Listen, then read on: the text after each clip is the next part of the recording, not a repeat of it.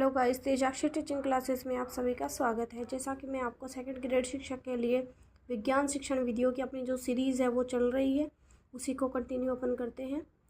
Next question, भावनात्मक पक्ष से संबंधित उद्देश्य मुख्य रूप से संबंधित होते हैं। भावनात्मक पक्ष से जो संबंधित उद्देश्य हैं वो अनुमूल्यन है। निम्नलिखित में से कौन सी विशेषता एक उत्तम परीक्षण की विशेषता नहीं है? तो इसमें आएगा योजना। प्रक्षेपी शिक्षण सामग्री का एक उदाहरण है, तो इसमें आएगा ओवरहेड प्रोजेक्टर OHP।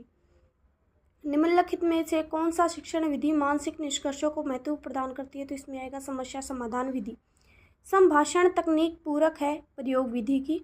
विज्ञान प्रयोगशाला में रसायनों को खुले में रखने के क्या खतरे हैं? यह हवा के संपर्क में आ सकता है और प्रतिक्रिया कर छात्रों को नुकसान पहुंचा सकता है। निम्नलिखित में से कौन सा कथन विज्ञान की प्रकृति का वर्णन नहीं करता? तो विज्ञान उबाऊ है, ये विज्ञान की प्रकृति नहीं है। विज्ञान ज्ञान एवं प्रक्रिया दोनों है। विज्ञान एक सामुदायिक उद्यम है।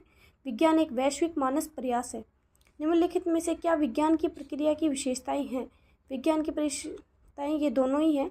विज्ञान का ज्ञान उन पदार्थों के नमूनों जो कि सार्वजनिक जाँच के लिए सुलभ है के अवलोकन पर आधारित है। विज्ञान विभिन्न भागों में आगे बढ़ता है, भले ही इसका उद्देश्य प्रकृति के विभिन्न पहलुओं की एक व्यवस्थित और व्यापक समझ प्राप्त करना है। फर्स्ट और सेकंड दोनों हैं। नेक्स्ट क्वेश्चन, विज्ञान संबंधी अधिगम में अपने सीमित अनुभवों के कारण छोटे बच्चे कई असंभव व्याख्याओं के साथ आते हैं। निम्नलिखित में से किस तरीके से एक शिक्षक शिक्षार्थियों को इसे समझाने में सहायता कर सकता है? शिक्षक शिक्षार्थियों को एक स्पष्टीकरण देने में सहायता कर सकते हैं जो कि पुष्टि योग्य हो। शिक्षक शिक्षार्थियों की सहायता एक स्थिति में प्राप्त अवधारणाओं या विचारों का उपयोग अन्य स्थितियों की व्याख्या करने के लिए कर सकते हैं। फर्स्ट और सेकंड दोनों।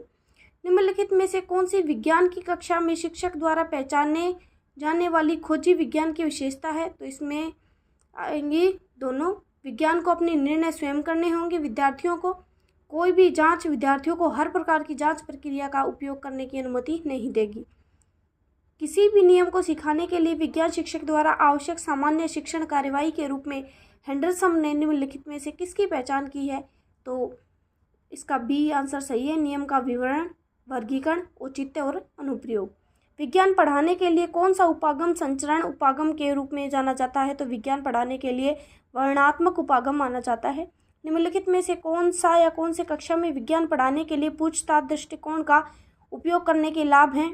अधिगम चुनौतीपूर्ण और आनंदमय हो जाता है। छात्रों को ज्ञान की अस्थायी प्रकृति का एहसास होता है। फर्स्ट और सेकंड दोनों।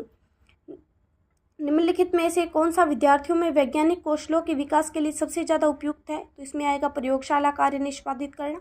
अगर वीडियो अच्छी लगती है तो चैनल को